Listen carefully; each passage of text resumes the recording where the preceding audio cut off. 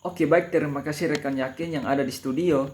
Jadi pada kesempatan kali ini saya sedang berada di salah satu sekolah Kristen di Kota Kupang dalam pembelajaran jarak jauh, yaitu Sekolah Lentera Harapan Kupang, khususnya SMP kelas 9. Nah, pada kali ini saya akan memaparkan topik masalah yang terjadi di Sekolah Lentera Harapan Kupang. Nah, topik yang akan dibahas pada kali ini ada 3 masalah yang akan dibahas. Topik masalah yang pertama adalah guru memiliki tanggung jawab mengembalakan murid melalui media pembelajaran. Nah, hal ini kita tahu bahwa pendidikan Kristen sebagai bagian dari rencana Tuhan untuk rekonsiliasi atau pembaruan dan pengampunan terhadap dunia yang berdosa. Maka dari itu, titik fokus bagi pendidikan Kristen adalah pemulihan dari hubungan yang retak antara seseorang dengan Tuhan, orang lain, dan dengan diri sendiri.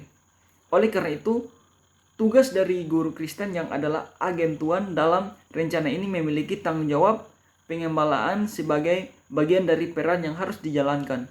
Tanggung jawab pengembalaan ini berarti guru tidak hanya mengajarkan ilmu pengetahuan semata atau materi pembelajaran saja, namun lebih dari itu, guru Kristen adalah agen rekonsiliasi pembaruan yang menolong siswa keluar dari jalan yang tidak benar. Guru harus mampu menggabungkan materi pembelajaran tersebut dengan tanggung jawab pengembalaan terhadap murid. Nah, itu topik masalah yang pertama. Selanjutnya topik masalah kedua, yaitu dalam konteks PJJ, guru sulit mengembalakan murid karena kurangnya interaksi. Baik, pada konteks pembelajaran jarak jauh mengakibatkan guru dan siswa itu tidak bisa bertemu secara langsung. Akhirnya hal ini menyebabkan interaksi antara sesama siswa dan juga antar siswa dan juga antar guru dan siswa itu tidak terjadi secara efektif.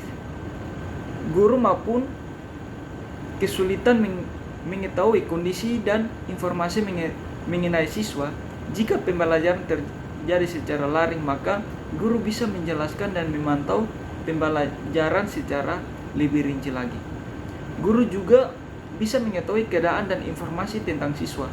Namun, dalam pembelajaran jarak jauh ini, guru mengalami hambatan untuk mendapatkan informasi yang memadai tentang siswa. Kendala jaringan itu yang menjadi halangan sehingga siswa tidak efektif dalam mengikuti pembelajaran, dan siswa juga kesusahan menceritakan keadaan yang mereka alami, keadaan dalam lingkungan mereka atau dalam pribadi mereka sendiri.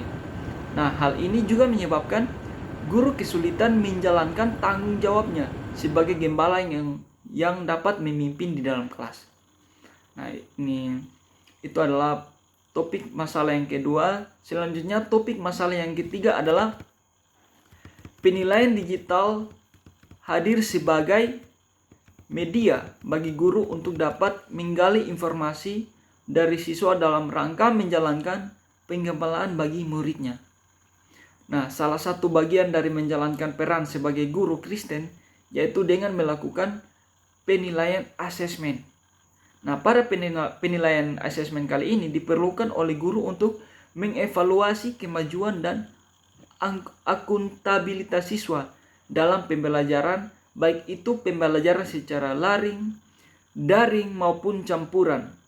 Dalam pembelajaran jarak jauh ini, sekolah menggunakan teknologi digital untuk membantu dalam penilaian baik formatif maupun sumatif. Teknologi digital dimanfaatkan oleh sekolah untuk menciptakan, mengelola, dan melapor pemberian tugas dan ujian. Penilaian digital dapat memberikan umpan balik langsung kepada siswa dan dapat memberikan data penting bagi guru yang dapat digunakan untuk keputusan menjadi semakin sangat penting, dan dilengkapi dengan analisis bukti secara konvensional tentang perilaku pelajar. Nah, dari ketiga topik masalah yang sudah dibahas, maka tujuan dari masalah ini adalah untuk mengenal karakteristik siswa di kelas 9 melalui penilaian secara digital terhadap terhadap teks cerita inspiratif yang ditulis siswa. Karena kita tahu bahwa melalui teks cerita inspiratif yang ditulis oleh siswa, hal ini dapat memampukan guru untuk mengetahui informasi tentang siswa, tentang keadaan mereka, dan meminta siswa membagikan cerita mereka kepada teman, dan teman mengapresiasi dengan mendengar dan membaca cerita mereka.